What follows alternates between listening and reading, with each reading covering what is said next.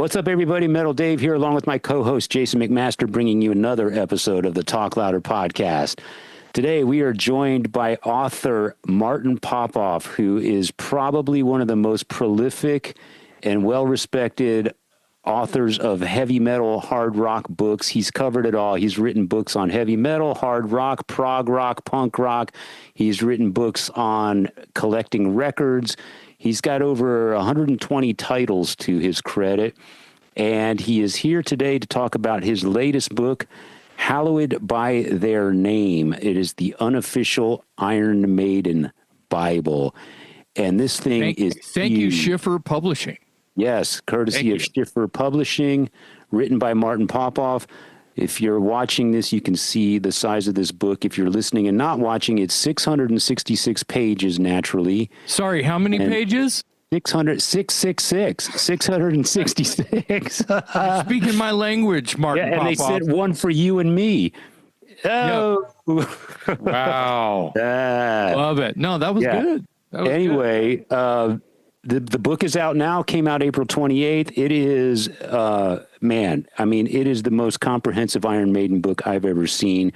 Again, written by Martin Popoff. It's anchored by 30 years of interviews he's conducted with various band members over the years. It's compiled into chapters.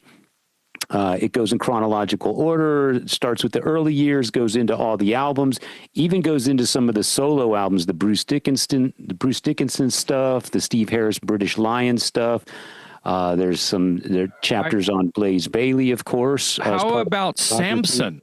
How about Samson, Bruce's band before? Does he talk about the Samson records? Yeah, I don't know. I haven't. So here's the thing, and we confessed to Martin. We got the books in the mail about a week and a half ago, and so we've barely scratched the surface. So Samson, of course, is mentioned. I don't know if there's a deep dive into the albums themselves. But, I'm only on page 40, so there you go. I mean, I just finished the Peace of Mind, so I'm deep. Up to the Power Slave. Yeah, you're deep. But it's a really deep, interesting book. A lot of the information comes from the band members themselves. Again, conducted through over the years with various members, interviews. And I like the way that he talks about the writing and the recording of the albums, and then talks about the artwork that accompanies the record, and then goes so far as to sort of analyze each song on the album. But it's done in a really casual voice. It doesn't get real academic sounding. I found it to be a pretty easy read, considering the level that it gets into as far as information. Yeah, I like to and I've just broken the cover, right? So I've noticed that he's it seems like, I don't want to put words in his mouth by way of how things were conducted and transcribed, but seemingly he's transcribed literal interviews. Like if he's got a recording of Steve or Paul or Bruce or whoever, or, somebody else, Rod or whoever, they're just going, yeah, we were in this pub and we're sitting around and look, there's so-and-so. It's like it's conversational. Yeah. And then he'll break in and said, Steve, on this date. And then he'll mention the birthday of the person. It's really interesting. How he's not forcing you. He's introducing you to this person as they're talking and giving you something personal about the band member or the manager or the ex guitar player or the ex singer that he actually spoke to, and not just like searching for information on the internet and putting it in a book, because he didn't do that. A lot of it is firsthand information. That's right. As I said, that he gathered over the years in doing interviews with the various band members. So I like the fact that it's very granular, but it's very conversational. I like that word that you used, because I felt it to be very easy to read, but it was just exploding with information at the same time. And this is coming from, I'm a Maiden nerd. I've probably read multiple Iron Maiden books, so there's not a lot left out there, I don't think, for me to go, oh, wow, I didn't know that. But there were moments, and as I said, I'm only up to the end of the Peace of Mind record, and there was a couple things that really stood out to me that I thought were interesting that I read for the first time. So he makes no bones about it. He didn't sit down and start to write this book from start to finish. It is a compilation of some of his previous works, but it's been expanded and with additional information. So not all of it was written for the purpose of this book necessarily, but a great deal of it was expanded on. Updated, upgraded, expanded. Yeah. You can look at the chapters, and I feel like Senjutsu has been added to, you know what I mean? And the Bruce solo, Mandrake project and stuff like that has been added to things that he's had for a while now. And this is his 7th Maiden book. 7th or 8th. We were trying to count while we had him on camera, and even he wasn't sure. So yeah, he was asking us at the end. Yeah, he's done a lot of Iron Maiden books, but this one, I can't say that I've seen the other ones, but I would have to say that he did say that this so far is the biggest book he's ever written. So 666 pages. It's a huge body of work. And it's pretty much all inclusive. And you're going to have to work out a little bit before you start reading. I've been carrying this around with me because I've been trying to read as much as I can, and it'll make your arm hurt, man. I mean, this thing is heavy, and it's hardcover. It's every page full color, glossy. It's beautiful. I mean, it is a really beautiful piece of work here. Does yours have this? Do you see this little? It's on pages 446 and 47. Turn to that, if you will. Turn to your hymns, 446 and 47. Those two pages in I don't know if you can see this. Just point that out. Look, they're connected. You see that? Check it out, Dave. Yeah, I see that on yours. Isn't that weird? Mine are not. That's some mishap at the I got an anomaly here. It's a collector's item. Collector's item, yeah. Anyway, either that or they don't want you to read that page or something. Mine is not like that. So okay, interesting. Well, it's just the machine spit it out that way where the pages got connected. Yeah, one sheet of paper. It didn't cut right or something. I think anybody listening to the show or watching the show is aware of the name Martin Popoff. I mean, besides the 120 some books he's written, he was the editor-in-chief of Brave Words and Bloody Knuckles, which was the premier hard rock heavy metal magazine out of Canada for a number of years. So this guy, I mean, he's prolific. He's well studied. I would go so far as to call him almost scholarly in his knowledge of heavy metal. Definitely. And not just heavy metal. It's all, hard rock, heavy metal, prog. There's something that I find myself saying, if I don't say it very often because I just can't. Martin's one of these guys that if he's a fan of your band, he will write about your band whether you have a new product coming out or not. He will mention you when he's just having a conversation if he's a fan of your band. Yeah. The good news is he's so good at what his craft, which is interviews and record reviews and book review, literally the sense of literal, correct. You don't want, after you read something that he's written, you want him to write everything else that you ever read again. You want him to be the writer of it. Yeah. Don't you agree with that? Yeah. I mean, he's very thorough, and, I've said this before. His choice of words is what I'm getting at. How he is telling someone, how he's giving you the information. And I think that's symptomatic of his passion for the subject. And I've said that about certain guests that we've had on this show before. There are people that can get the job done just by going through the motions and being very mechanical about it. And I'm not taking anything away from those people. Some of them are very good at it. But when somebody is purely driven by their passion, it shows, and it shows up in a big way. And I think Martin is that guy. And I think that's what you were getting at. There's no doubt. And you get that in the conversation with him today. You can just tell he's pure energy, he's pure passion. He knows everything about hard rock and heavy metal, and it's all stored right here in his head because he's been consuming it since he was a child. Well, we started off our interview, as you'll see when you watch this episode. This is his therapy, and it's his on the same coin. It's his day job. Yeah, he does this for a living. Yeah. Yeah. So I'm very jealous. Yeah. Well, so am I in a roundabout way. You know, because he's doing what I want to do. He's making money, chasing and pursuing his passion, and he's very good at it. So love it. More power to him. Yeah. How did you get him on the show? His publicist. There's a guy named Clint Weiler who. Okay. Well, thank you, Clint. Yeah, Clint, thank you so much. It was we were supposed to do this show about a year ago, and then the book got delayed. And Clint was a man of his word. He said he was going to put us in his back pocket, and he would get back to me when the time was right. And lo and behold, about a year later, I get this email out of the blue. He says, "We're ready for you," and wow. The book is on the way. And sure enough, the book was, landed on the doorstep. And Martin's email address was forwarded, and we started talking and made it happen. So we appreciate you, Clint. Yes. And it was a real honor talking to Martin. As a writer myself, someone who writes about hard rock and heavy metal, not to the degree that Martin does, of course, but I always love having people like this on the show because I get to understand their world a little bit better.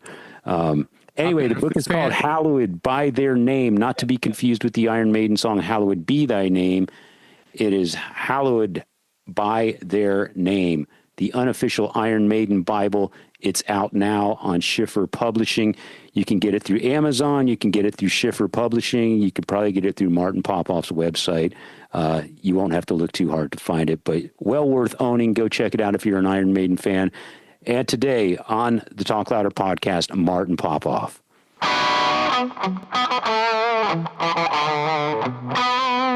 Martin, how are you?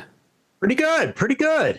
Happy belated birthday. That's pretty cool. Yeah, you just had a birthday, didn't you? Yes. Yeah. April 28th. So, which is the day the book came out, actually. Wow, amazing. Yeah. Amazing. Very good. That's a pretty good birthday present. Let's start off by saying thank you very much. Yes. It was a nice surprise. Is it Schiffer Publishing? Yep. Am I saying that right? Okay, good. Yeah. Bless them and bless you. It was waiting on my doorstep. I think I broke a toe tripping over it. It's it's like a brick. Yeah, I'm using it. I work out with it. Yeah. Funny. So we're Twinkies now. Let me put this one down. This might be a little bright here. Hang on. Get a little better. There we go. That's a little better. Yeah. This is a beautiful, beautiful piece of work. And so congratulations. And I'll echo Jason's thanks. We appreciate you and your publisher sending it to us. Have to confess, we got the book about a week and a half ago, so we have not read all 666 pages. Yeah. Well, that's fine. Yeah, let's go light on me. Not too many deep, heavy trivia points because I wrote it quite a long time ago. And it's funny. I write these books to get all this stuff out of my head so I don't have to keep it in my head. So. I like that. Well, kind then of there must not be a lot left in your head because you've written a hell of a lot of books. Well, it's good therapy, don't you think? Yeah. Yeah, absolutely. It's a fun job because books have that evergreen quality. It's different. We worked on Brave Words and Bloody Knuckles all those years, and Tim still runs the website and all that. But you'd finish an issue and then you have to do it again, and then you'd have to do it again. So that's one of my favorite bands to write about are bands that are long broken up, kind of thing. So. Oh yeah. Yeah. Well, Maiden is not broken up, still going strong. And your book, I mentioned 666 pages. So Strategically, how did you get it to land on 666? Did you have to, did you find yourself adding photos or trimming paragraphs to get it to fit? Or was that just some spooky This is a beautiful nerd quality, by the way. We're championing those guys this. Did that. I did really? Not, I did not come up with that. It just kind of came out that way, and you can tell they kind of fudged it a little at the end. There is a little bit of There's a where does it end? Yeah, we got the hoofs going through there.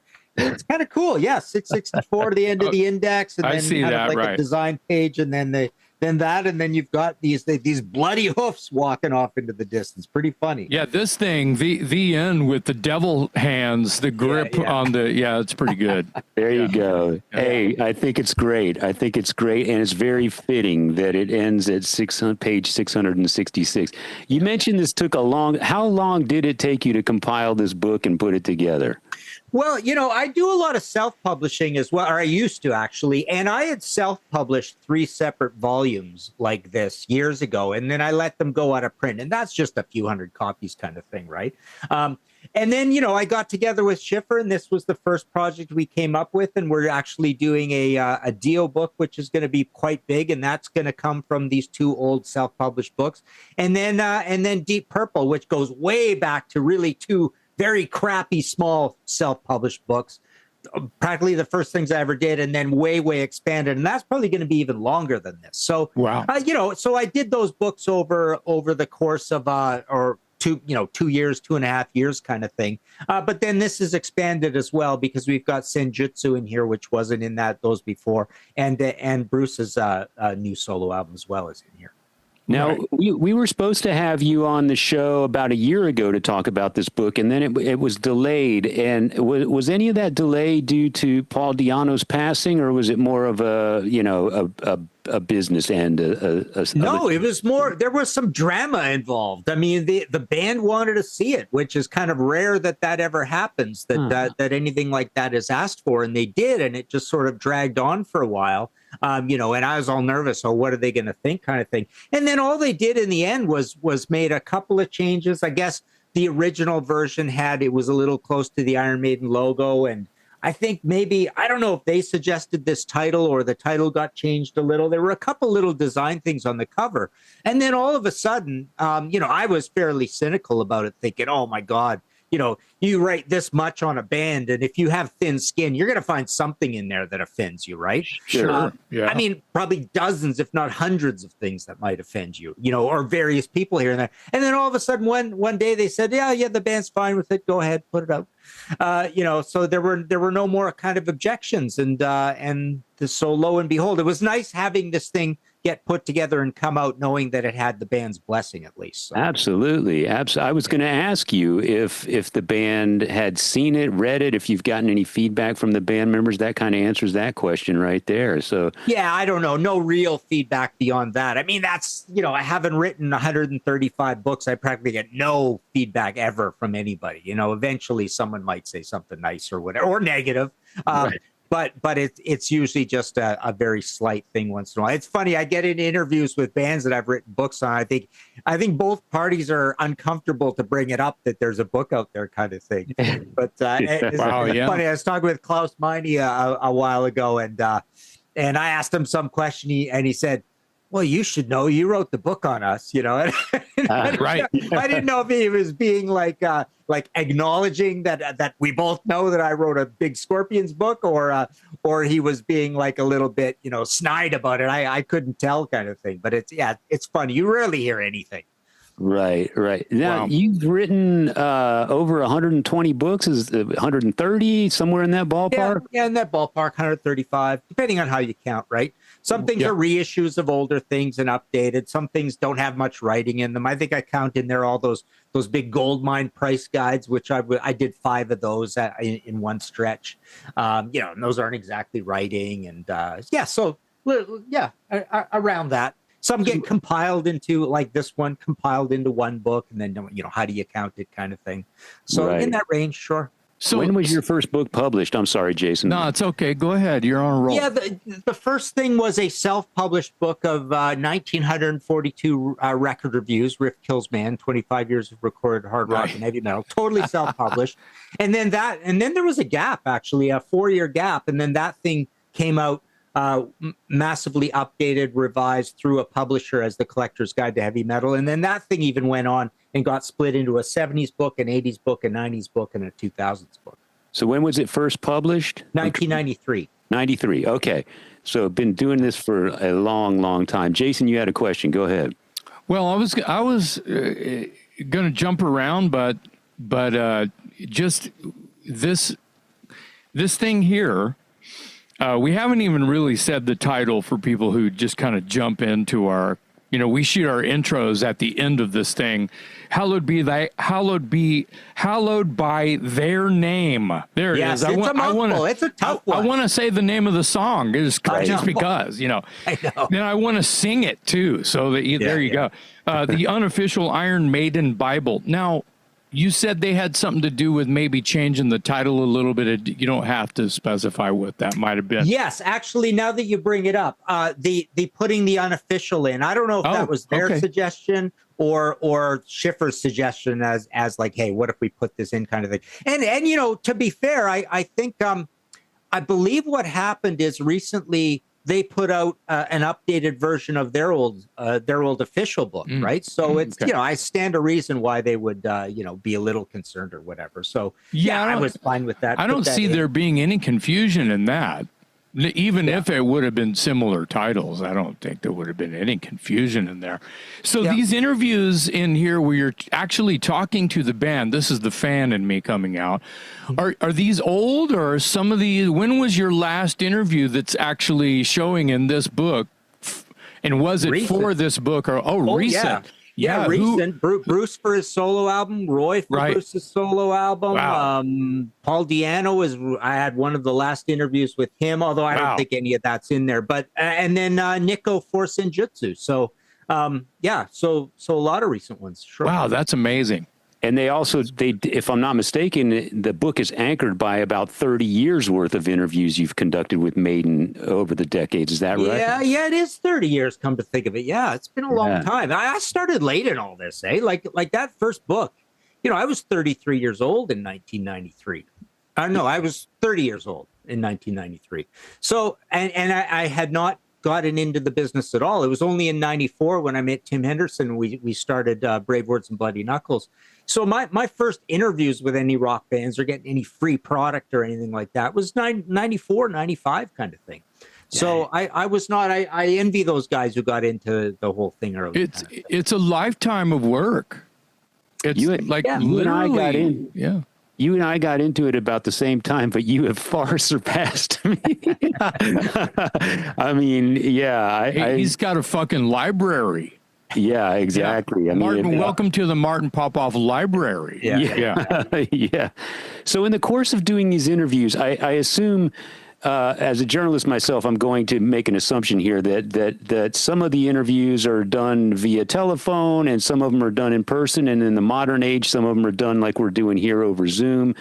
In the course of doing those interviews with the guys from Maiden, who struck you as sort of the most forthcoming or the most easygoing, or what? Tell us a little bit about the personalities of the guys in the band. Yeah, I think the most forthcoming is, and actually they're all very easygoing, but I think the most forthcoming is Bruce. He will be substantive and tell you stuff and tell you what's on his mind. He's an A-type personality guy. He doesn't have to bow down. He's a boss in that band, of course, kind of thing. Steve's a little quiet, maybe a little more guarded. Yannick, kind of the same kind of thing. Nico's completely boisterous, but he's a little canny, like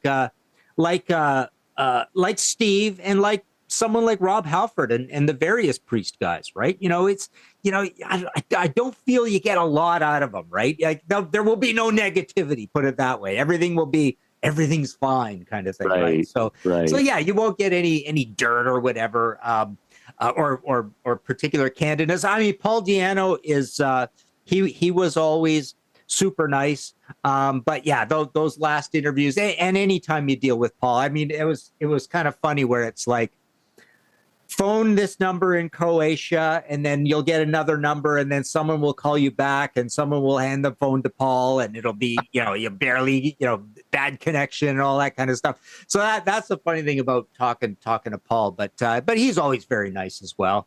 Yeah.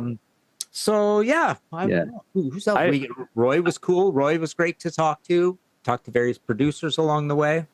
Yeah, I've interviewed most of the guys over the years, here and there, not as extensively as you have, of course, and I certainly haven't put a book together, but for newspaper articles, magazines, etc.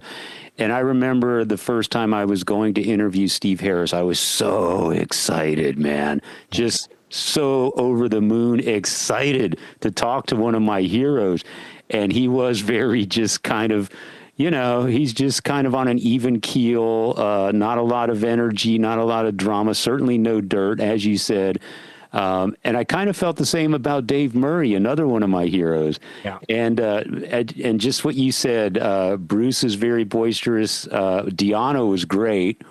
So yeah, it's interesting that you've had those same experiences.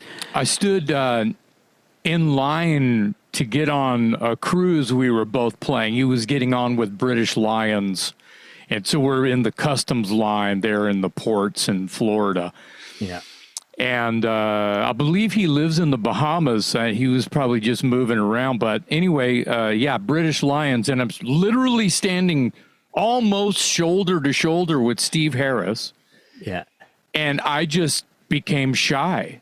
I couldn't talk to him. I would turn away from him and go, "Oh my God, that's Steve fucking Harris right there."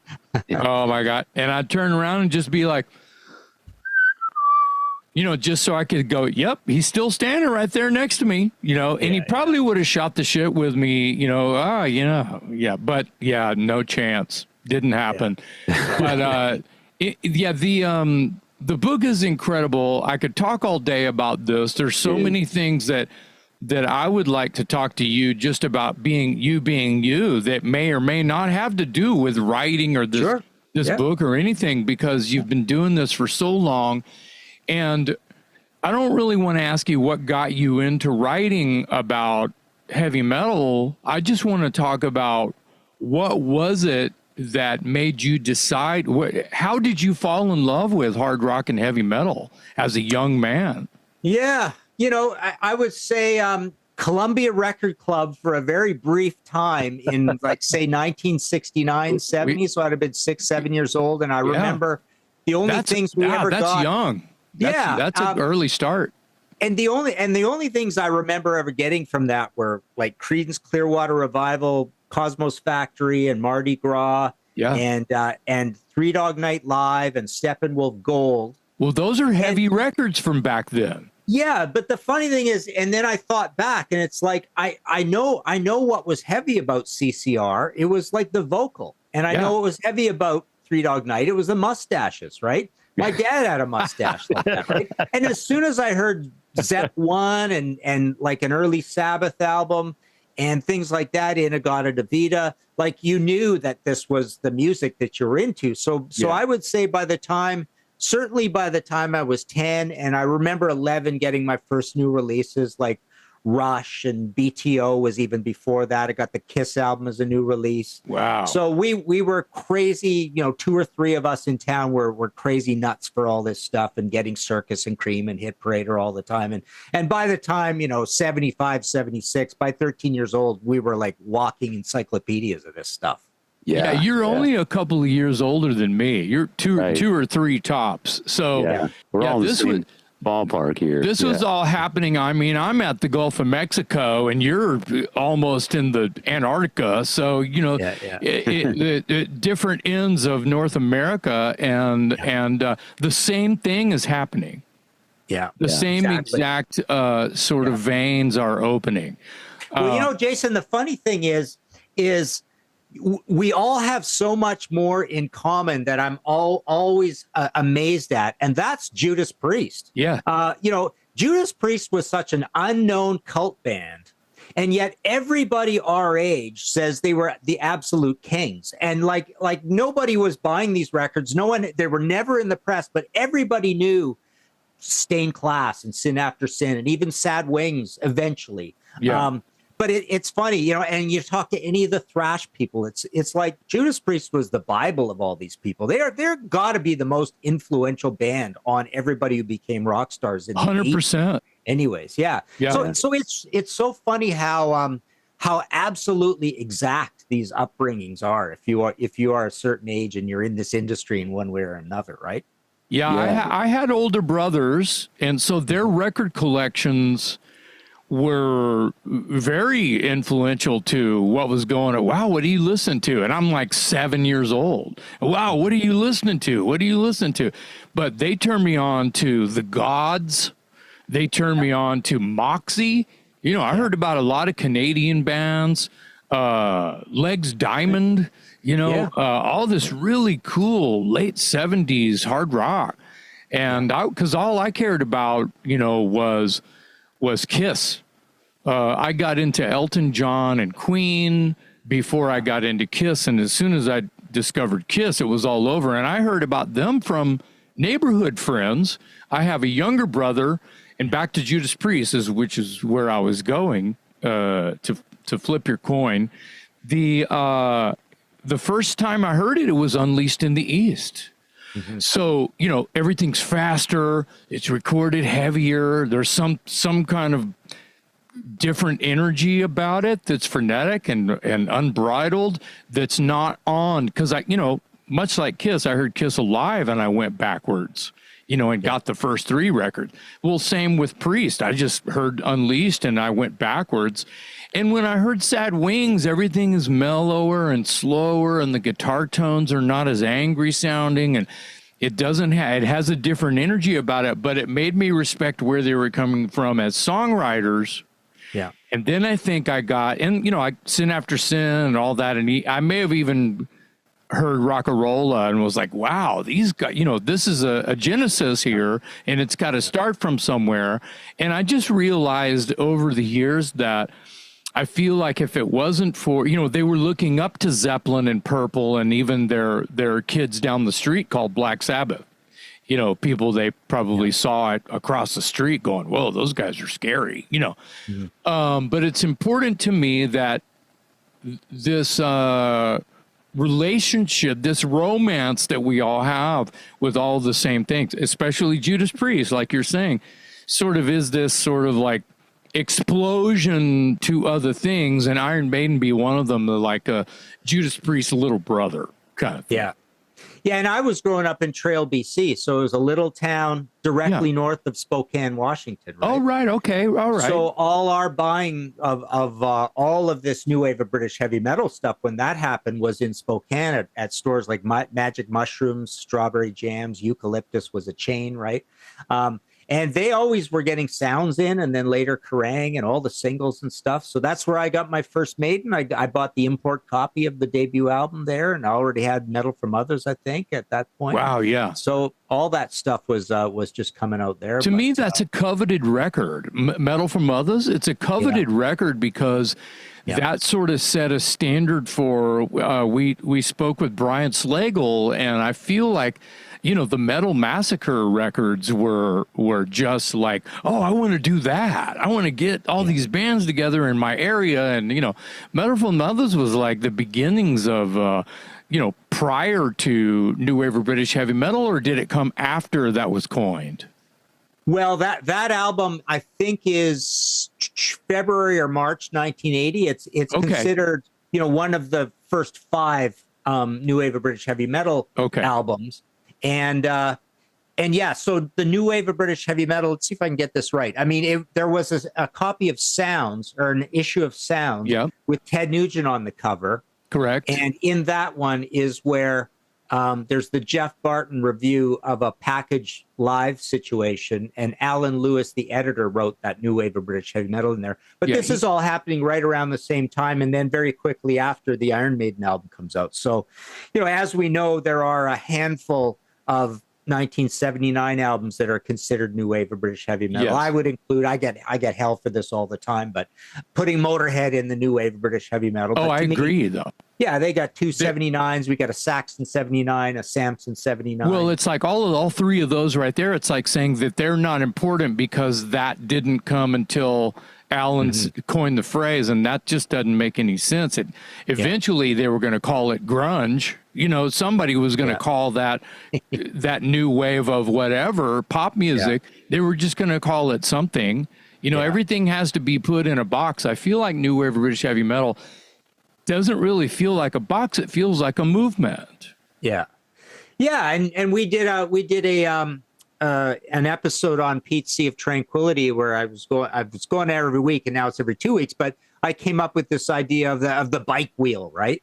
And we did a prog bike wheel, and we did a new wave of British heavy metal bike wheel, and go like, what albums would you put at the hub of the wheel of the new wave of British heavy metal? And then you've got spokes going off in all these directions. One over to prog, so you get your Shivas and your Saracens and your Lime Knights. One going over to Venom over here. One going over to like Shy and Chrome Molly, something a little hair metal-y. Yeah. So, and what would you put at the hub? Because I always argue the two most new wave of British heavy metal albums that just seem like at the absolute hub of the wheel to me are the second Tigers of Pantang album, Spellbound. And the first Def Leppard album, On Through the Night. Oh my God, yeah. Because my favorite definition, I consider, I came up with like a 2-word definition of the new wave of British heavy metal: drunk priest. Right. So it's like priest on 3 beers, right? Yeah, loose priest. Exactly. Like, loose priest or punk priest, right? Yeah, bluesy, punky, or before priest, right? Yeah. So that's why Tigers of Pantang Spellbound is absolutely perfect, right? But that's starting to get pretty tight. You know what I mean? With John Sykes on guitar, there was like he was making those guys keep up with him. You know. Me and my friends, and I believe this to be 1980 or 81. There was a compilation, and you probably know. You may have even mentioned it somewhere here, but I want to say that Def Leppard as well as Tigers were both on it, and that's a record called Heavy Metal Heroes. Okay. Do you know this record? Yeah, vaguely remember it. Yeah, my favorites were Metal from Others 2, New Electric Warriors. Okay. There was also Brute Force was an amazing one. Okay. There was the Friday Rock Show. There were the rare ones that I never owned, Rock Snacks and Rock's Caliber and Belfast Rocks. Later, those were worth hundreds of dollars, right? But Heavy Metal Heroes, I can kind of picture the cover. It was terrible artwork. It looked like a 4-year-old watercolor painting, and I think it had one of these, or it had a flying V, and it was very bright, and it looked like watercolors, just, basic lettering, Heavy Metal Heroes. Okay, but it had like Bitches Sin, and bands like that. And so I think it had an early Def Leppard outtake on it. And I think it had an early Tigers song. It was probably not anything with John Sykes. It was probably prior to Wildcat, right? Yeah. Yeah. But those kinds of things got all of my friends excited because we could tell that something was about to break. And then we got Ace of Spades. Yeah. I have a question for you. Dave's boiling over here, but one more, and then Dave's going to take it. Shoot, Jason. Do you were saying you get hell for saying putting a band into the box that says New Wave British Heavy Metal.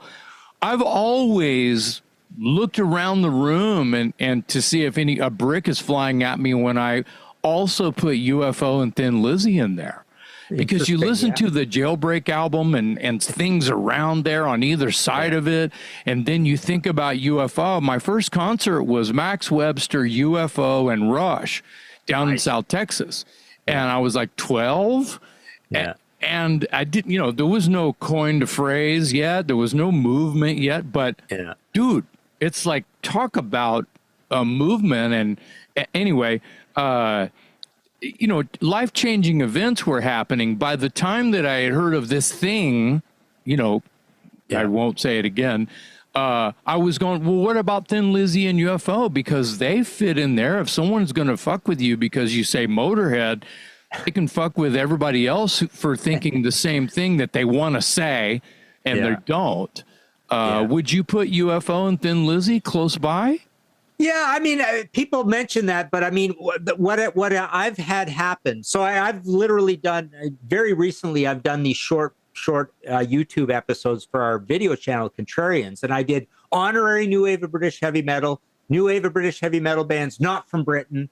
Ones that are on the edge, and the ones you always hear. People just go crazy when you include Motorhead. Wow. And then another one where I kind of, because what they say is it can't be any earlier than 79. So if you started and had records before 79, you're outlawed. And that's why Motorhead, because they have the one record from 77, which to me sounds like a demo, and they really start going in 79, right? Yeah. But would you guys put Michael Schenker Group, Ozzy Osbourne, Gillan? Gillan is a hard one, right? Wow, yeah. You put those ones in. Those bands like UFO and Thin Lizzy, I sort of have this idea or theory that there's a bunch of bands that I like calling second wave heavy metal. And to me, those are the bands that really kind of get going in a big way, 74, 75. So I've got UFO, Thin Lizzy, Judas Priest, Rainbow, and then your baby bands from America, your Stars and your Legs, Diamonds and your Angels, Derringer. What about Riot? Roxy, Riot, yep. So there's this bank of bands in the late 70s. And the thing about UFO and Thin Lizzy, I consider them two of the biggest influences on the new wave of British heavy metal, and also Rush. Rush, all those guys loved Rush, and there's a proggy element to the new wave British heavy metal. I think that mostly comes from Rush. Yeah, I agree. Speaking of influences, one of the things I found interesting in your book, this new Maiden book that we're talking about, Hallowed By Their Name. One of the things that I thought was interesting that I did not know is we all knew that Iron Maiden was influenced, as was Judas Priest, by Wishbone Ash. But what I didn't know was Martin Birch was an engineer on that Argus record. Mm-hmm. And that just went ding. I mean, my head almost exploded when I read that. That's a flood right there. If you know who and what Martin Birch has done. Martin was so instrumental in honing the sound that we all came to know and love, that is Iron Maiden. But I did not know that he had a hand in that Wishbone Ash record. So that was kind of an aha moment for me in reading your book. Yeah. And so one of the things I wanted to ask you is you've done extensive research on Iron Maiden, but in putting this book together, was there any sort of an aha moment or interesting tidbit that you forgot about, or something that, kind of made you go, oh yeah, I forgot about that? Man, I'm not sure. I mean, I particularly liked writing about and pointing out, again, on this influence thing. Like, we know they were influenced by Jethro Tull and stuff, but to me, they were the first band, and then Metallica did it after. But to me, Maiden were the first band that came up with the songs to cover that all of us as fans would have wanted them to cover. Like, find something really obscure nobody knows about, and then go even that extra step and find something obscure that nobody knows about that's not heavy, but you can tell there's a heaviness that you can pull out of that track and bring it, Kill Me Ce Soir or Jethro Tull or whatever, right? Yeah. Or something that was heavy that we all know is an absolute classic, like I've Got the Fire kind of thing, right? Yeah, I was going to say that was really cool when they did things like that. And then Metallica did very much the same thing. But before that, bands would do covers that the fans did not want to hear. Nobody wants to hear them do Day Tripper or Satisfaction or Under My Thumb or anything like that, right? Right. So that was a cool thing about Maiden. And and Bruce, like I said, Think It Forward. Hearing him talk about Vandergraaf Generator later on, when I was interviewing for the Mandrake project, right?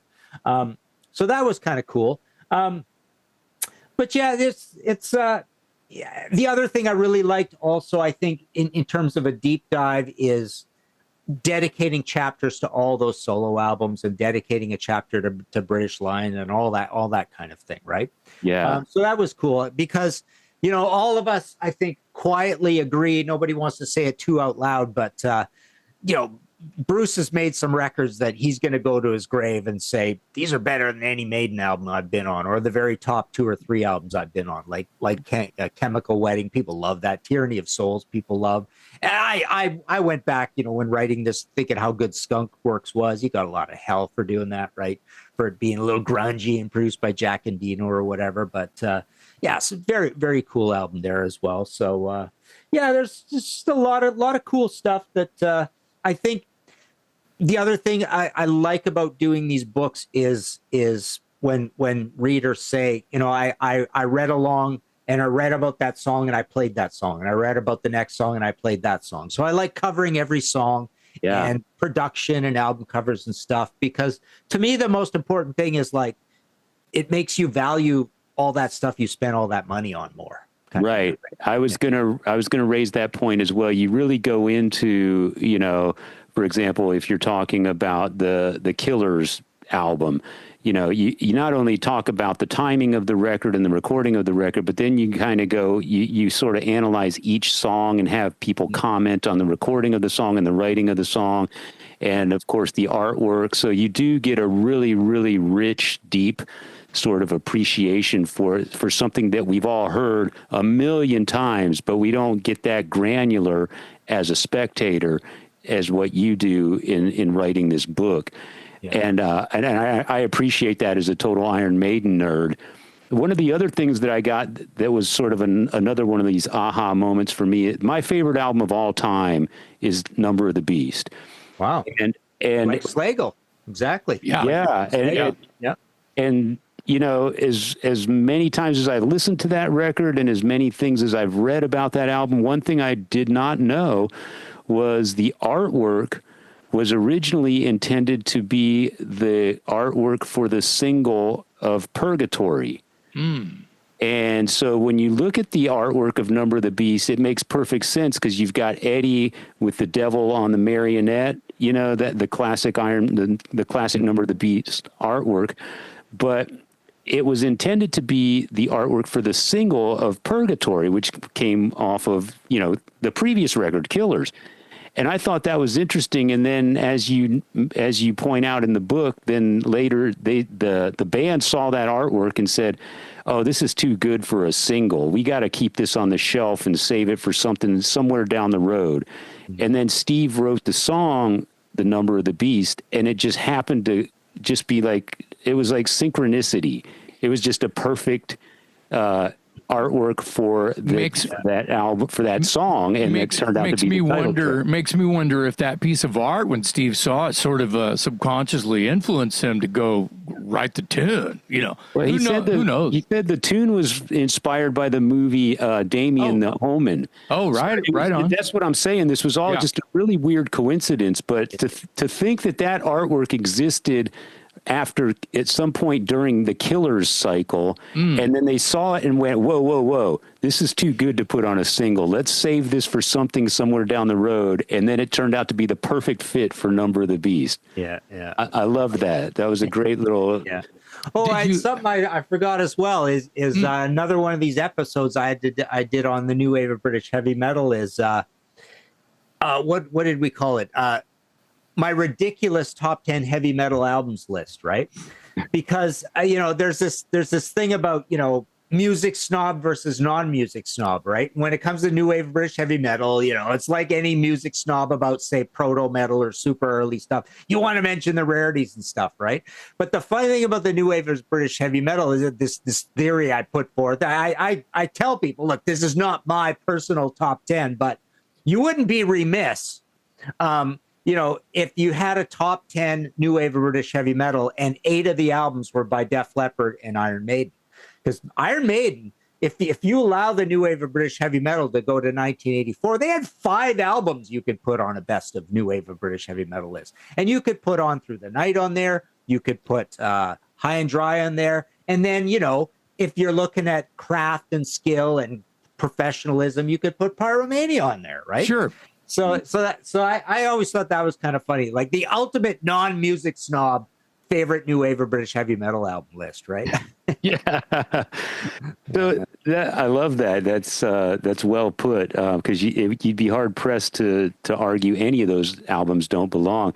I personally would throw in Saxon's Power and the Glory. I think that was a great record. That's very fitting of the movement. I would always add Angel Witch, Savage, Loose and Lethal, More Blood and Thunder. A lot of people don't know that one, but man, that is just a smoking professional, heavy and very professional new wave of British heavy metal. Yeah, this is Stand Up and Fight I'd have in there as well. Yeah, this is a lot of Lars's early record collection, I think. Yeah, right, exactly. Some of the things that they covered just as kids, I feel like, made it onto those Garage, Inc. and Garage Revisited and all that stuff, Is Budgie a new wave of British heavy metal band? Well, the funny thing about Budgie, are they a proto new wave of British heavy metal band? Well, the distinction that they have in that whole scene is they were the old band that just dove right in from the furthest distance away, and they made Power Supply, right? So they're just going along being Budgie all through the 70s, and then all of a sudden they've got this ridiculous mechanical Budgie on stage and this really gritty, dirty biker sounding production all through they never produced like that before, right? And then every song was heavy on it. And it was a power trio album, guitar, bass, and drums kind of thing. So that's the funny thing about Budgie. They, out of all the bands we kind of talk about that pass through it and do something in there. Like a lot of people want to include Judas Priest because of they have an album called British Steel. It's their first hit album, and it's literally called Almost New Wave of British Heavy Metal, but it's called British Steel. But Black Sabbath moves through it, Blue Oyster Cult moves through it, and they're of course not from Britain. But Budgie is the funny one because, for all of Burke Shelley's, in future years he would put down heavy metal. It's like, guys, Power Supply, man, you guys jumped right in, cashed right in like nobody else did. And then second, I would include probably Uriah Heep, moving from whatever the hell Conquest was, and Innocent Victim and Return to Fantasy and those records into Abominog with that album cover. Right. And it being very kind of gritty sounding, even though it was kind of commercial at the same time. But so them as well. But nobody did it like Budgie. Yeah. Well, some of those bands were a little bit all over the place and basically, like you said, cashing in. I mean, that sounds harsh, but it's probably right. And changing the artwork is a very, very good point, going from, this fantasy where it's a little light and sort of like Vaseline on the lens, kind of a thing, as opposed to just like claws and teeth. Very interesting turn of things, late 70s into the early 80s. And that's and the flagship of all of that, of course, is Eddie on the first Iron Maiden album. I remember seeing that and thinking, this is a little cheap looking. This is a little comic booky. It's a little daring, right? But I feel you're like not supposed to go this casual with your artwork, and there was a start of heavy metal illustration in a big way, right? I love the fact that they were a little comic booky and watercolory, if you will, and sort of went, Derek Riggs was all of a sudden a name dude, and he's probably still in mom's basement. Because people are looking at that logo. Oh, that must be the artist's insignia down there in the bottom. And you read art by Derek Riggs. I mean, a real fan knew who produced the record, knew who drew that fucking Eddie, and knew, all of the let the nerds unite. I think comic books and heavy metal movies and the magazine Heavy Metal and etc. I feel like that type of artwork and superhero, but heavy metal and the whole Kiss thing, by mid 70s, it was on. So let's talk about very Derek influential Riggs for a minute, because I'm not far enough in the book yet, but at some point Derek stopped doing the artwork for Maiden. And they had a series of other artists that were sort of recreating the Eddie character. Do you get into that in the book? Do you know the reason why Derek stopped doing the artwork? Yeah, a little bit. I mean, in a very general way, and this is actually the more interesting way to look at it. Derek is he's a little bit, he's very normal, but he's also kind of eccentric, if that makes sense. He's a little quirky. He can be a little bit of maybe a cranky Englishman, right? And Rod Smallwood is like that as well. Rod Smallwood is the tough boss of this whole empire, right? Everything has to be done super fast. Derek always complained about he never had enough time to do these things. They're running a rock and roll business. Everybody's running a little bit by the seat of their pants. Having said that, Rod Smallwood is like a absolute top grade A manager, right? And the Iron Maiden organization is just one of the most. No one is going to argue. Yeah, no one's going to argue with it. It's amazingly run. Yeah. But it is rock and roll. Yeah. And so as time goes on, you know what it reminds me of, guys? It reminds me of Yes. We think of Yes as this hallowed institution of artists and stuff. They're just business guys. You kicking guys out of the band, and new guys come in, and two Yeses are going at the same time. Nobody takes offense at any of it. They're just like regular dudes going through life. You think of them as these guys in the chiffon robes, making this wise music and just the most ideal hippies and stuff. No, they're just regular guys that like, okay, who's in the band this week, kind of thing, right? Chomping on cigars and whatever, right? So to get back to Iron Maiden, it's like Derek they have a falling out. Someone else comes along and it's like they try harder. They would love to do an Eddie, so they do, and they're better artists than Derek, and they try super, super hard, and all of a sudden, and Derek was always they had kind of like a loose situation where Derek kind of always was of the opinion, you guys own Eddie, it's yours.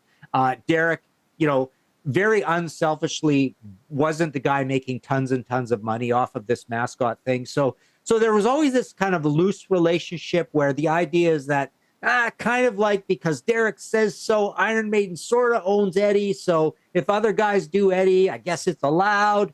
And so all of a sudden there were these kind of better Eddies coming in, because who the hell wouldn't want to, be the new guy drawing Eddie, right? Painting Eddie. So yeah, and then they go back and forth, and then Derek's back in the camp and he's out of the camp. So it's literally like, again, it's so rock and roll that it's a little bit like that saying that 80% of life is showing up, right? Derek just showed up one day, right? It's like, oh, you want to do Eddie art? Well, stop talking about it. Do 5 of them and stick them in front of Rod's nose. Yeah, and he'll point to one and say, "That's our next cover." That's how heavy metal works, right? You show up, right? Yeah. You play in Sabotage all your life, and all of a sudden Trans-Siberian Orchestra blows up, right? Yeah. It's just stuff happens eventually, right? So and art is really like that, actually. That whole album cover art business is a lot like that. You just put that don't talk a game. Just put that thing in front of the guy, and he'll say, "Yes, I'll have that." Yeah. I mean, and Maiden arguably has the most recognizable mascot album covers, logo. I mean, everything about the packaging of a Maiden record is the very definition of eye candy. I mean, my band didn't even realize that we stole Eddie and put him in clown makeup until 3 years after the record came out. Great. And you got an amazing band too. Thank you for saying that. Did you know that today we're talking to Martin Popoff on May 9th, 2025. It was May 9th, 1989 that record came out. It was today, Martin. Wow. Nice. 36 years. Yeah. Debut Dangerous Toys record. Yeah. Yeah. But we didn't realize until years later, oh shit, it's kind of Eddie with clown makeup on. What the fuck? So I mentioned we were okay with that. Acres on a podcast or on a YouTube show this morning. So. Oh, nice. Yeah. Oh, because it was about records produced by Roy Thomas Baker. Oh, yeah. I bet that's a good episode. Yeah. Listen, I just mentioned it in passing as one on a list because cool. But what was it like working with him? With Roy? The funny, before I of course I'll answer, but I have video, like high 8 video of us just hanging out with Roy, which is probably at least worth $1 now, that someone would want to see. Whoa, Roy Thomas Baker, he just passed away. I want to see you hanging out with the Queen producer, So I need to digitize that stuff eventually. He's very British and very quirky and flamboyant and colorful and smells like expensive cologne and expensive taste too, right? Drives a nice car, all that stuff, right? Yeah, mainly rentals from what I recall. And we never really got real close to him, but he always wanted to go out to eat, and but he would go to these weird places that, like, you was like, you're taking us where? And all of a sudden there's no street lights. Yeah. And, we get into this. He liked Mongolian barbecue, which I fell in love with Mongolian barbecue because of Roy. And I don't get to eat that much anymore because those, you have to like find them, Yeah. Did he actually help though? Was he good? Yeah, the engineer did. I don't remember the cat's name, but the engineers that he had were really doing all of the heavy lifting. Yeah. I figured as much. Yeah. He was kind of pointing, and there was some hands-on thing, but he was kind of pointing, and he would show up. He was there. He was there quite a bit actually. Which I hear nightmare stories about producers that will produce a record, but they're only just there for a minute to hear the tones. Yeah. And he was there, where he shined the most is, and he may have, I don't know, I don't mean to speak ill, but spending the budget that he had, on dinners and things like that, but pre-production with the band. He was in the room with us while we're, play me another one. Okay, and he's taking some notes, and let's try this and try that. And why don't you change the key on this? Your voice will fit better. So, that's enough to me to just to get the opinion of Roy Thomas Baker to, and we learned a lot from him. I would say as much as we learned from working with Max, on the debut. But yeah, interesting that he's passed away. Speaking of producers, and I'm not that deep into the book, as Dave said. We've only had it a week, and it's a motherfucker of a book. It's did you ever talk to Martin Birch? Yeah, I'll tell you my crazy story about that. Please. So I think I was working on a Black Sabbath or a Blue Oyster Cult book or something. And I would email him every once in a while. And like within an hour, he'd write me a nice email back. Right. Wow. And that's fine. I was kind of coaxing him into, let's dive in and let's do an interview. It'd be easy enough. I'm harmless. Right. I'd just like to know some stuff. I'm not looking for any dirt or whatever. And we're emailing back and forth. I'm in my office. I go to take a leak. And I don't hear the phone ring, and it was him. And that was my only chance to talk to him. He leaves me a nice message, and I call him back, and no answer, right? Wow. And it's like my one chance to talk to Martin, who seemed like a super nice guy by our emails and very prompt and all that. And, he'd give me some detail and stuff. And, the chance that probably would have been the first of many phone calls and maybe even a Martin Birch book for all I know, right? But yeah, it was just a little too far away that I can't hear the phone, right? I can't hear the landline that far away.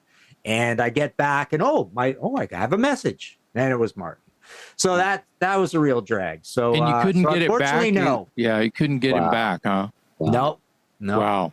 I wanted to ask, going back to your current Maiden book, what's your take on, just in general, the Blaze Bayley era? As a fan, what do you think of those albums? What do you think of Blaze as the candidate that got the job?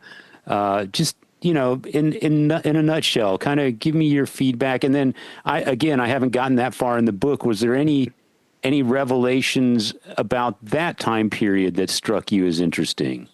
Well, yeah. So those albums, I'm not a big fan of those albums. I think Steve was going through some personal stuff. The productions are not very good. They're starting to really stretch out on the songs, and they're getting a little repetitive. So yeah, the album covers weren't very good. But I think Blaze as a choice, number one, they could have had anybody, and they could have had somebody who could have covered the things Bruce was doing in the past with ease. and they seem to have overlooked that. But Blaze has an incredibly interesting voice himself, and he's a good singer. To me, I always do that with singers, right? It's like I would like to do some shows where it's like, you always want to break up. Here's the voice, and here's how well you can use the voice, right? And some people have an interesting voice and can't use it, and some people have an interesting voice and can use it, and some people have a really boring voice but can sing. Blaze had both an interesting voice and he could sing, but he couldn't sing the Bruce stuff so much because it was kind of a lower, more gravelly, baritone-y kind of voice, right? Yeah. I thought he looked great. I thought that was hilarious, that he looked like a tougher version of Bruce.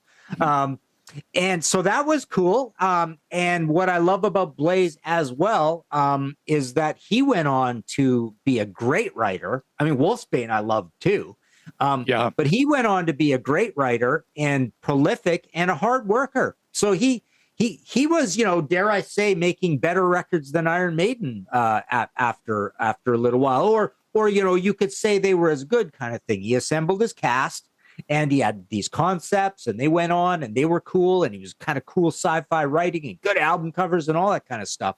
So you can't really fault Blaze in that situation. I think Steve was becoming even more the boss, and he was really getting into. See, this is the thing with Maiden that I kind of treat as a positive and as a negative, right? I think Iron Maiden made, 1, 2, Killers, Number of the Beast, Peace of Mind, 4 very different albums from each other.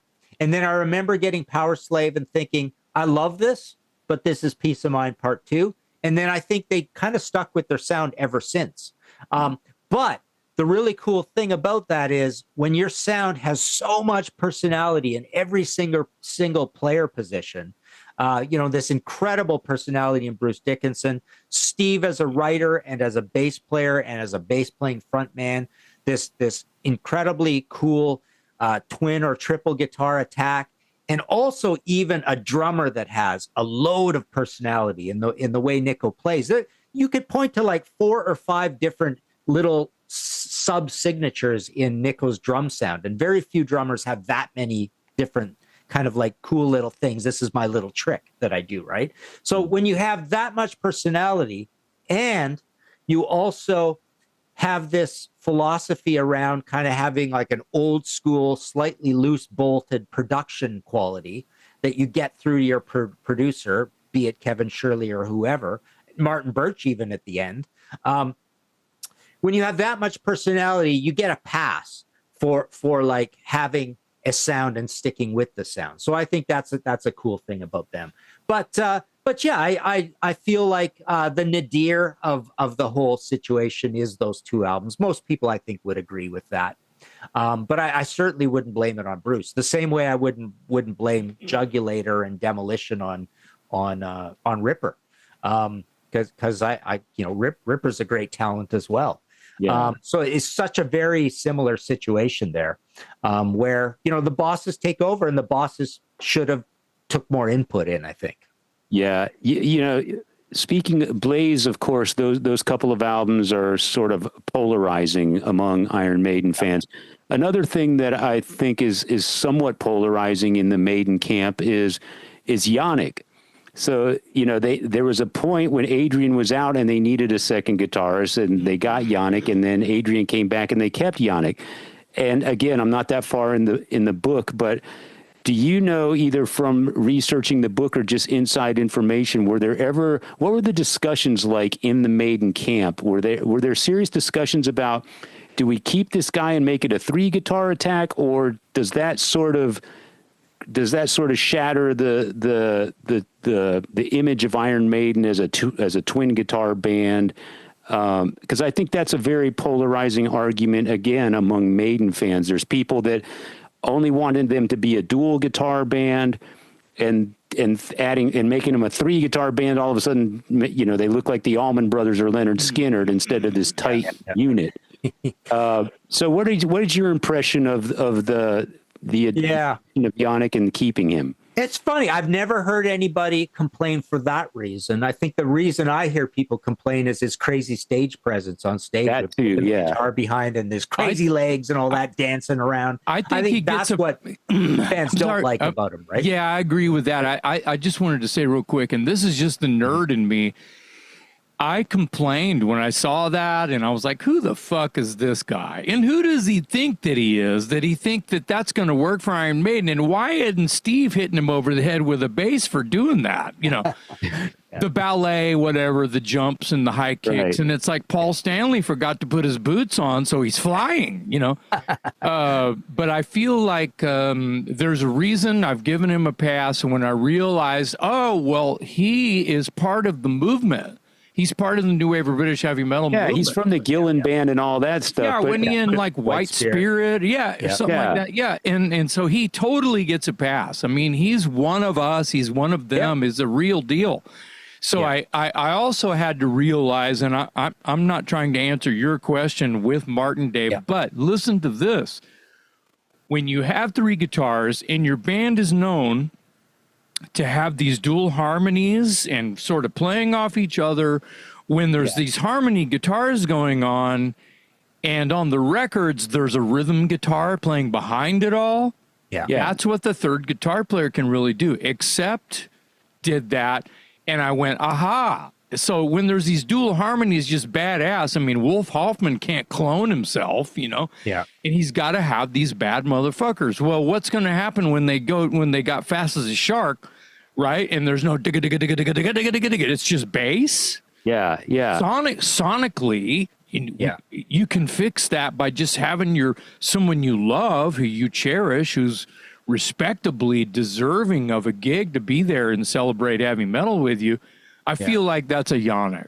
Yeah, I get all that. I get all that, sonically, but I'm talking more from the casual perspective, sort of the onstage look, the appearance, Yeah, it's one weird. Of the things I loved about Iron Maiden, one of the things that made me love them was they were this fierce-looking five-piece band in leather jackets and bullet belts and hair hanging in their face, and I just thought they were the coolest, most definitive-looking metal band.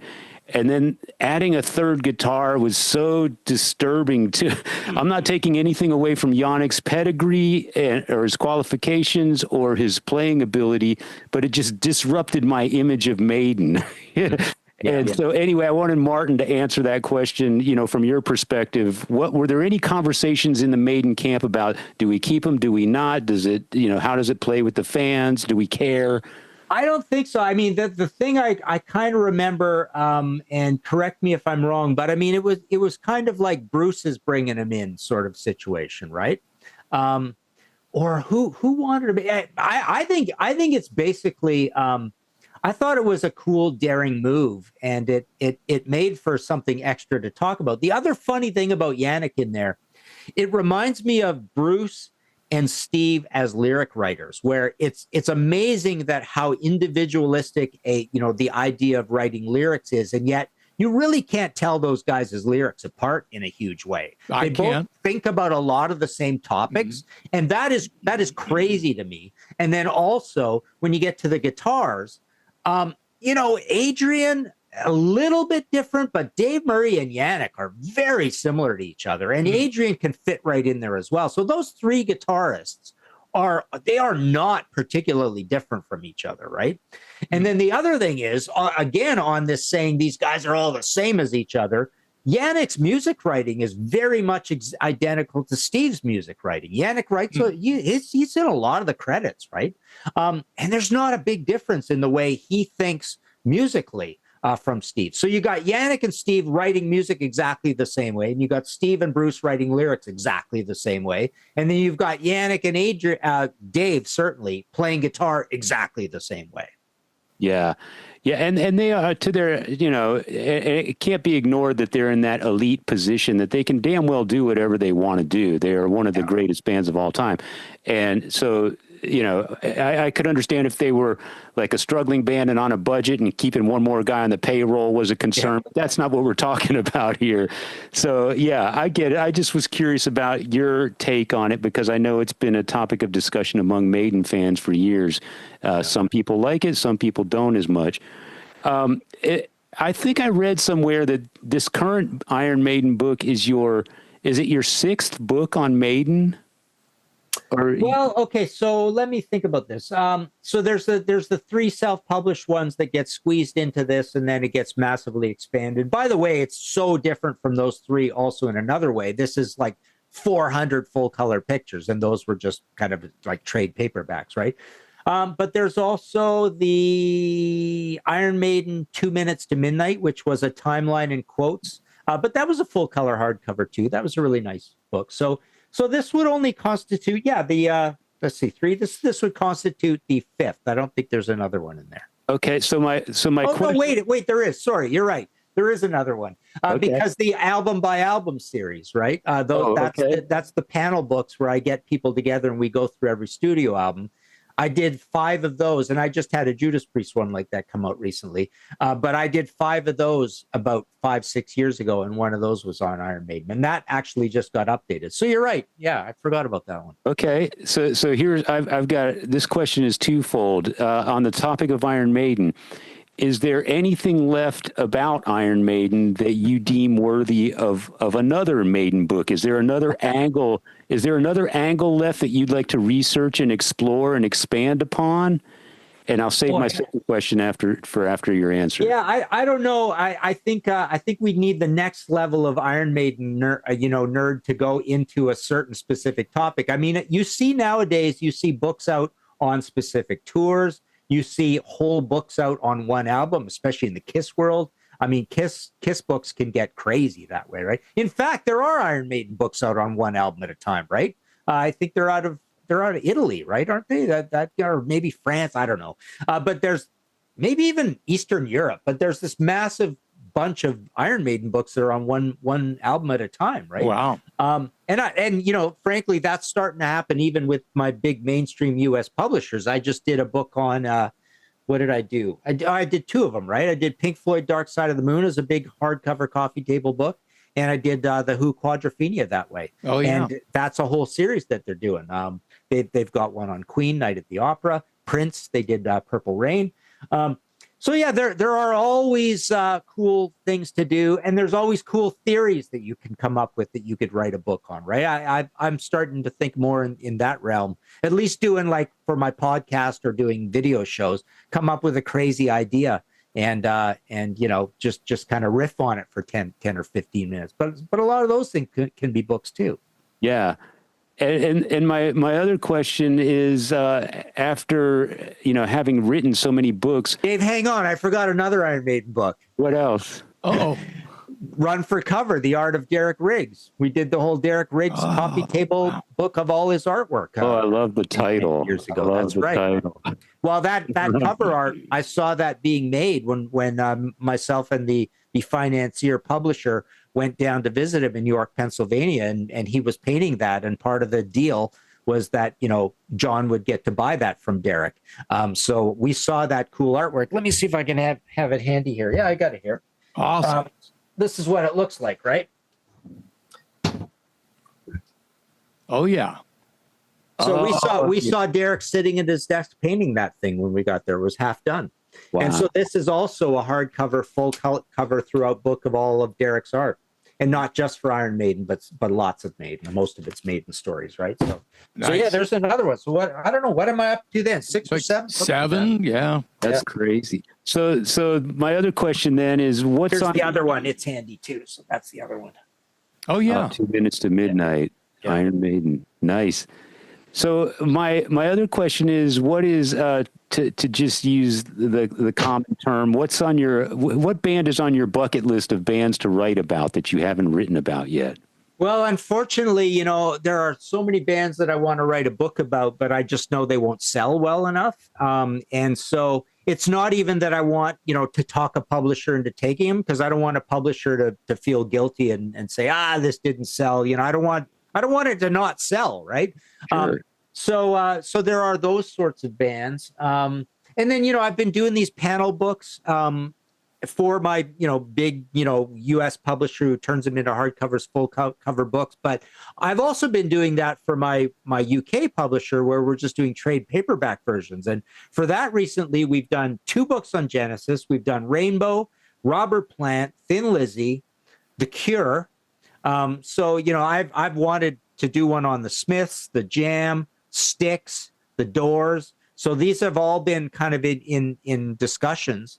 Wow. But boy, yeah, I've got the Guns N' Roses book coming out in a couple of weeks, right? Martin, do you sleep?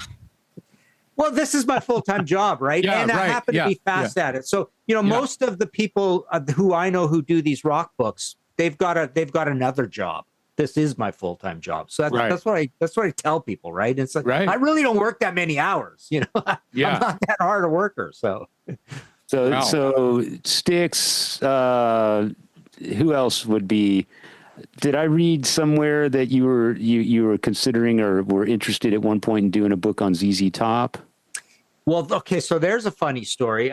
There are bands like that. There are bands that you kind of get the vibe about, like, say, when you do YouTube shows and they don't get very good numbers and stuff, where you think, if I did a book on these guys, no one would want it. And ZZ Top is a surprising, funny one that way. It feels like they're a band that's getting a little bit forgotten.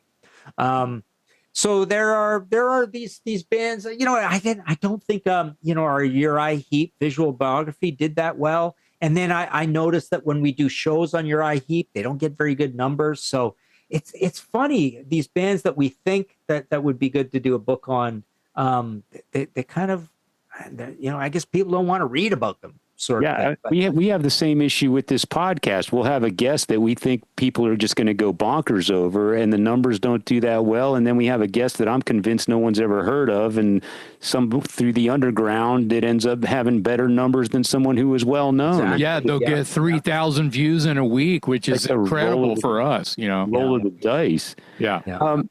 So I get this question from time to time. It's been said that a lot of music journalists are frustrated musicians. Are you a frustrated musician? Do you play at all? Yeah, so I was in a bar band briefly in the 80s. I was a drummer. So, I came up learning drum lessons and then was an actual drummer and got paid a little bit to do it, but very, very briefly. We were called Torque. Nice. We covered the 2 heaviest songs off of ZZ Top, Eliminator, and we did Max Webster Hangover and UFO Rock Bottom and nice. You Got Another Thing Coming and Mental Health and all that stuff, right? And no originals. But, am I really, and then later on, you would jam with people and do the odd little band thing. But I'm more of a frustrated artist. I do art on the side, and I always keep chipping at it and going back, and I've sold some things, and I think I got to spend more time at that. So, doing that whole, if I knew, then what I know now, I and go back and try my hand at rock and roll, I would.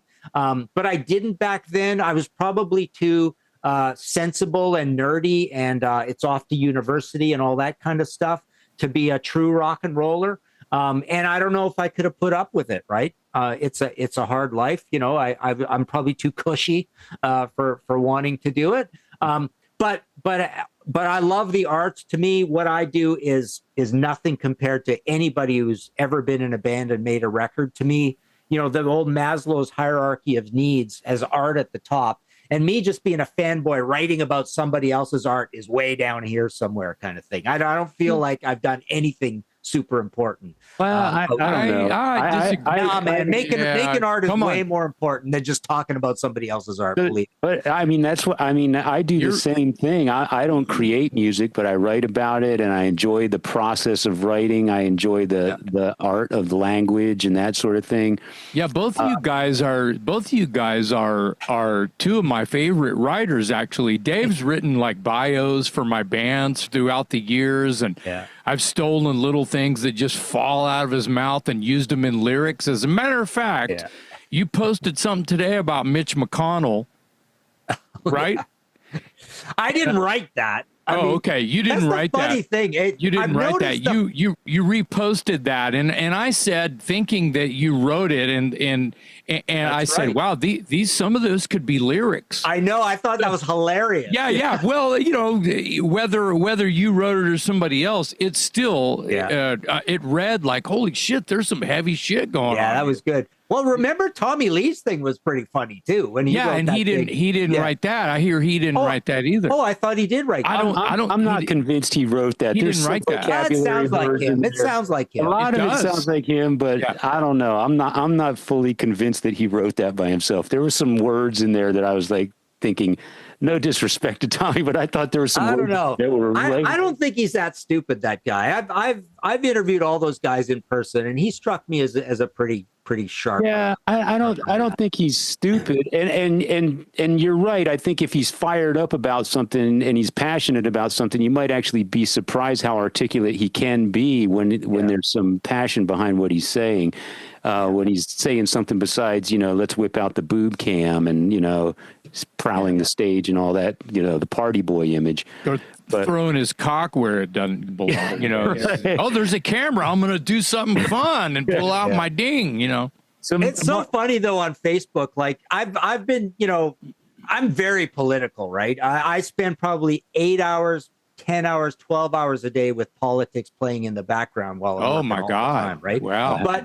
But it's so funny that I've noticed recently. I've only started, I'm just going through my feed and I just click the share button. And yeah, people think I write that stuff or they go crazy and like ascribe so much of my personality onto something. All I had to do was click on a blue button, right? Yeah. And people just go nuts about it. Well, I've done that before. You about it. I've done that before and had to take it down because it just hurt me. My people were cursing me and I'm going, dude, all it did was share something and you got an issue. I don't, so I had to let it go before it turned bad, because I want everyone to be happy listening to rock and roll. And that's my whole life is just being a creator and a writer and playing some shows and recording a record once in a while. It's really, man, this is what we're all here for.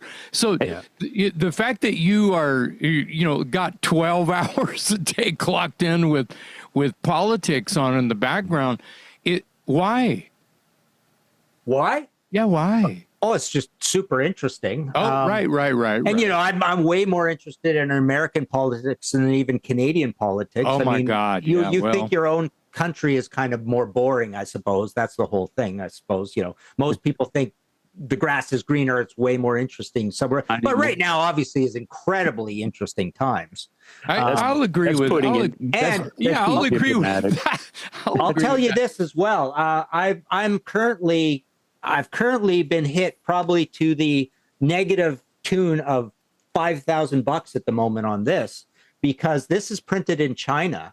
Oh, and shit. I'm sitting on like 50 American PayPal orders where I've collected the money and I can't send my orders off to the States for this because I'm in Canada and anybody in America getting this off me is subject to the 145% Chinese tariff.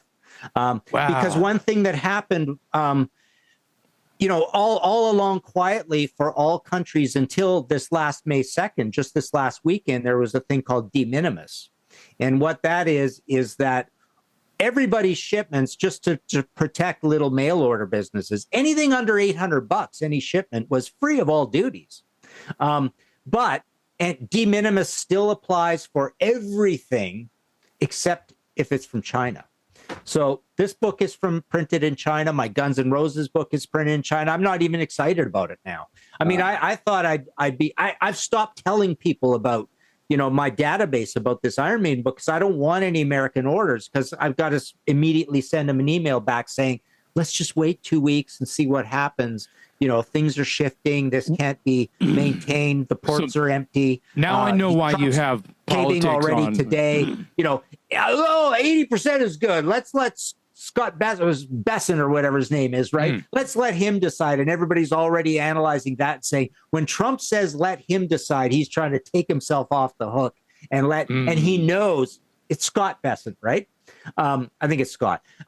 But Scott Besson has always been against the tariffs, right? So when Trump goes make it 80%, Scott's probably going to make it less. But apparently already this weekend there's more talks, but they're also downplaying we're not going to be throwing around any numbers in these talks. It's just going to be to thaw the ice kind of thing. Right. Right? Yeah. So I mean, well, that's a bummer trouble right now. Yeah, that's a bummer because the book is incredible. It is, and everyone loves Iron Maiden. If you like rock and roll, I mean, everyone owns an Iron Maiden shirt and at least one album. They would love to sit and read this book with a drink or by the fire, or it's an incredible. It's a piece of art. Yeah, and I'm not saying people can't get it. It's just that. I know. It's on Amazon and it's all over in bookstores and stuff. And the publisher is in the States. But the crappy thing about it, right, is nobody's thought about the idea that whatever duties were due, whether it's 0% or 145% or whatever it is, whatever duties are due to get it from China to the States has already been covered. So for me to have to charge, or for the government, the U.S. government, to charge a buyer who bought one copy of this book in the States, it's already double taxation at that point. It's double duty, right? It's heavy duty, as Priest would say. But you know what I mean? Like these books are already landed in the States, so all duties should be done with. But it's like I talk to my shipper and they go, no, they haven't thought about that at all. They've got haven't worked that one out or whatever, right? So with all these things, there's so many details that nobody's worked out, right? Yeah. Hey, two more quick questions, if I may, because I'm really enjoying picking your brain, you being a writer and all. Did you go to school for journalism or communications? Do you have sort of any formal education, or are you just a natural at writing? No, I did a BA in English, but that's not really a writing thing. Okay. That's a reading thing. And then I did an MBA. So I did a master's in business, and that had nothing to do with any of this. You know what? I popped out the other end of 6 years at university, still as crazy a metal fan as I was the day I went in, right? Yeah. And then I did that first book, and then I meet Tim, and it's like, oh my God, I get to interview rock stars. I get free CDs. This is pretty cool. So I just was doing that on the side for a long time. And then I went full time in the year 2000. So from 93 to 2000, I was working. We had first I got on with Xerox, and then I was doing a little desktop publishing business with a partner, and we had one employee, blah, blah, blah. So we did that from about 91 through to 2000. And then I went full time. It's that whole thing. You stand back and go, man, if I worked 8 hours a day at this, how fun would that be? And I probably could, I'm going to make more money than when I was working 2 hours a day at this. Right. And then it just kind of, worked out fairly quickly and just went full time kind of thing. So yes, I went, like a lot of people, I went to school, but it's like that thing that you were a crazy fan of just took over. And that's really all I am, is I'm just a professional. It's like I run a fan club. Yeah. You're a professional heavy metal nerd. Yeah. And you get paid for it. I love it too. I love it. I'm envious. And so my other question, and then we'll let you go. You mentioned earlier in the conversation, you referenced something and you weren't specific about it, but I wanted to see if I could put you on the hook. Out of all the books that you've written, have you ever heard any praise and or complaints from the subject? Oh God. Well, I have an entire King Crimson book that we didn't put out, that I wrote the entire thing, because at the very last minute, it was sort of, everybody looked around and said, why are there no King Crimson books? And it turns out that they are fairly litigious about books. They don't like books coming out on them, kind of thing. So, it was just decided we're not going to do this. And we even wrote them a letter and said, hey, can we put out this? It was a total fanboy book. It was an analysis of all the albums by panels, right? It was just one of these panel books, right? And then we never heard back, and we never pursued it that much more. So talk about, I mean, months of work, just like poof, right? It's just sitting there, a shelved item. We hear of shelved albums all the time, right? I mean, rockers go through this as well, but it's a little different when you're one person writing an entire book. Other than that, just little complaints here and there about, you got that wrong about me or whatever. And oh yeah, how did that one go?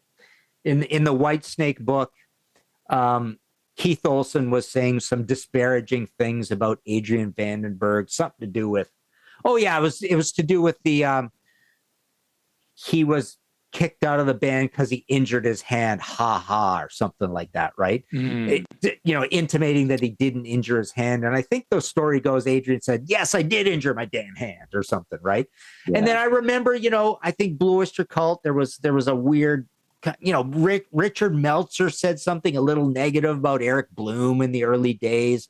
And then Eric took offense at that. And he's never, excused me for it, even though I took it out, I think, at the next edition or whatever. So just little stuff like that. Nothing ever very big, but yeah, it's kind of disappointing that you never really hear much positive either. No one ever says, wow, that's pretty cool. Thanks for writing a book on us, right?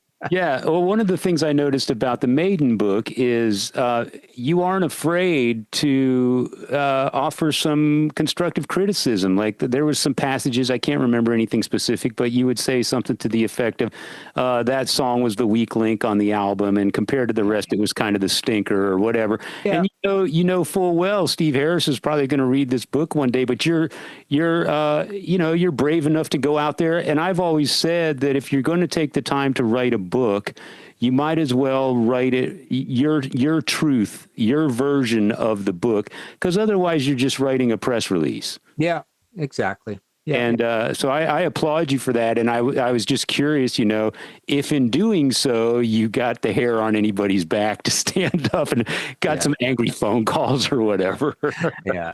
Well, being able to say that my favorite song is this, my favorite cover art is this, this one not so much, and things like that. I mean, it's your fucking book. You should be able to say that and say it eloquently, which you do. And he does very well. Sure, yeah. I've always been a fan of your words and your writing.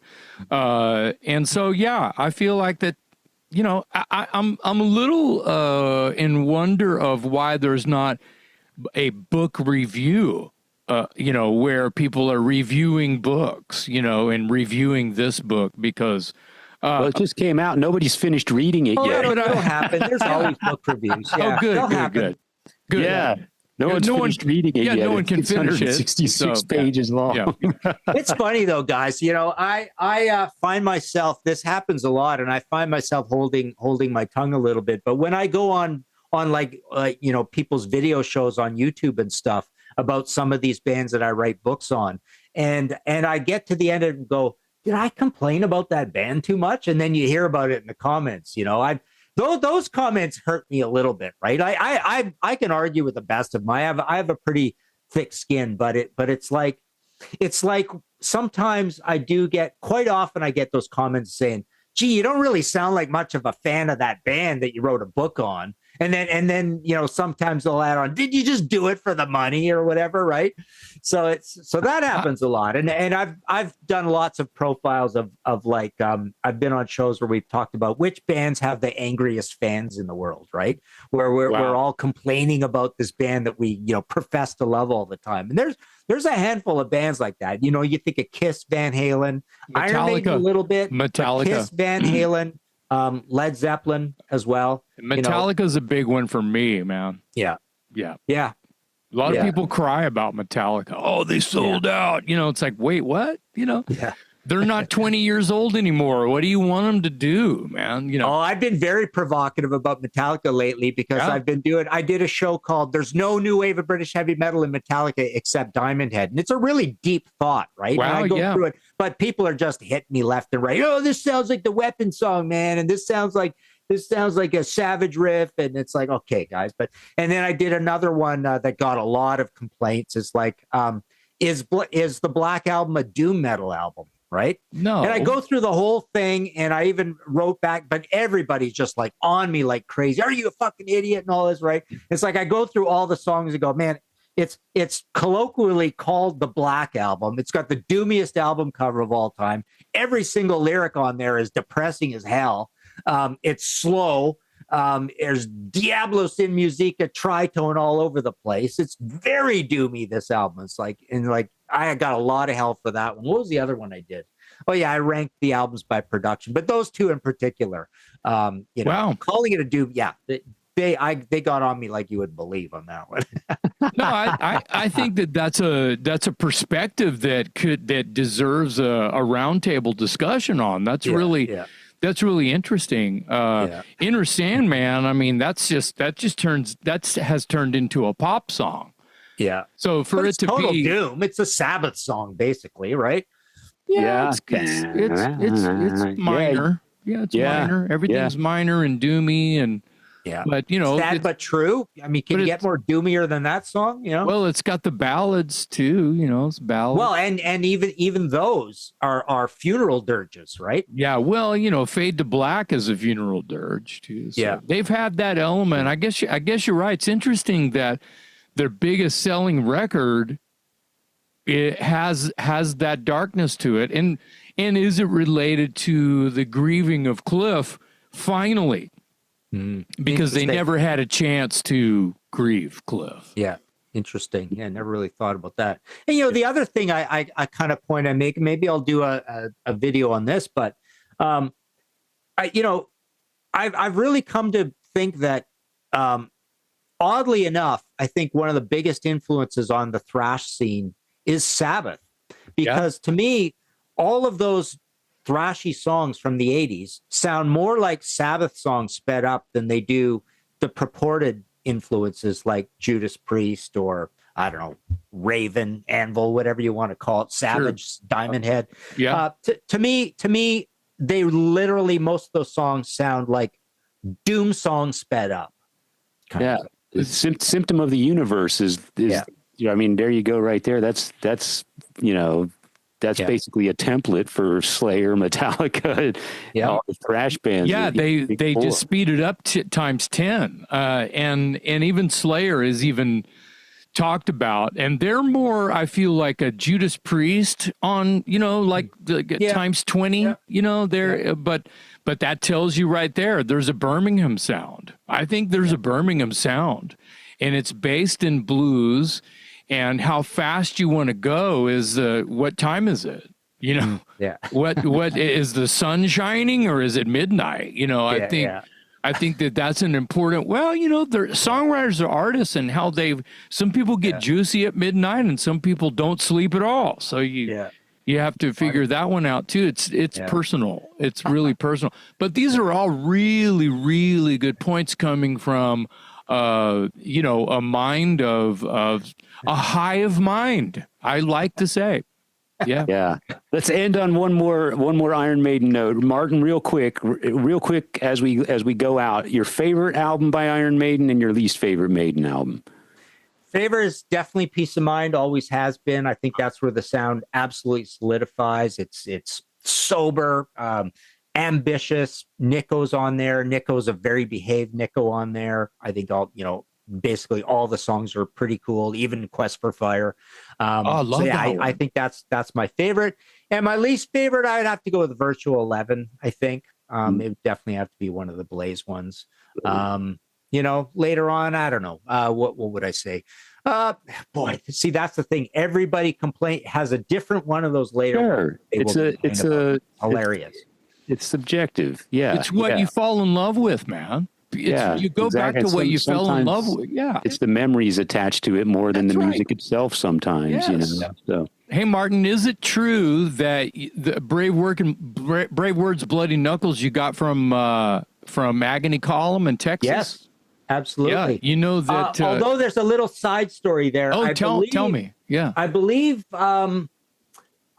Tim saw it on the back of maybe a jacket that Drew Masters had, who started Meat Magazine. I don't know. I might be getting that a little wrong, but so it's a little bit from there, and that's where it came from originally. Yeah, and we loved that album. But we thought that was really cool. And it was a great name, and now it's but it's an unwieldy name. People people, then became BW and BK, and then it sounded like Burger King, and then right. Brave words, and then you put the two words together, so it became a little onerous over time. Yeah, I get it. I just think that it's cool that I know the guy that wrote that, but it's fun. It's fun because another level of fun for me is, I front Igniter since 2007 or something. And that's the Bat Lord. Yeah. That's Stuart from Agony Column and Billy Chainsaw, Billy Dansfield. He's now in Igniter, and he's in Agony Column as well. Yeah. They play every once in a while.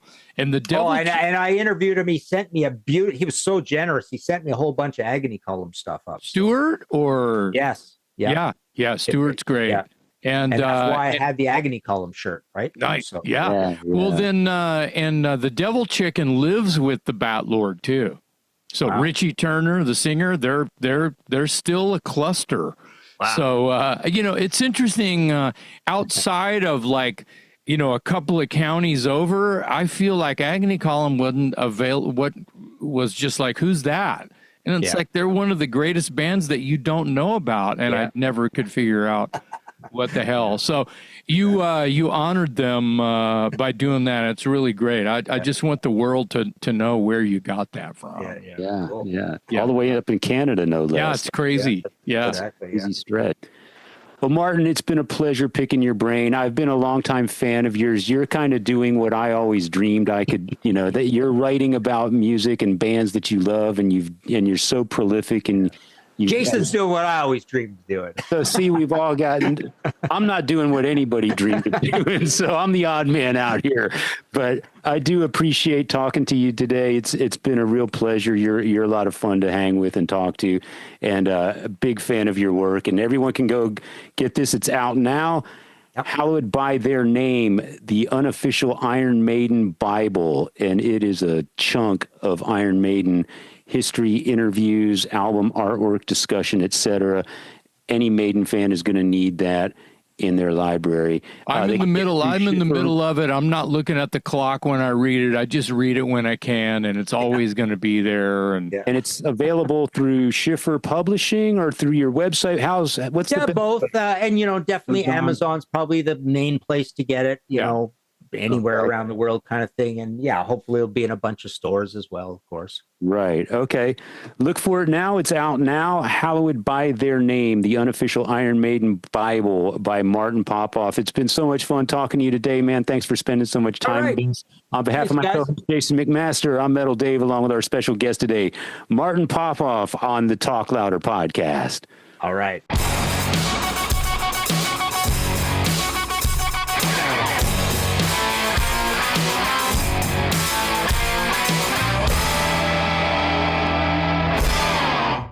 That was fantastic. Yeah, he's a lot of fun. He stayed with us longer than I expected. Yeah, love it. Super smart. Love it. Yeah. And a lot of fun. Choice.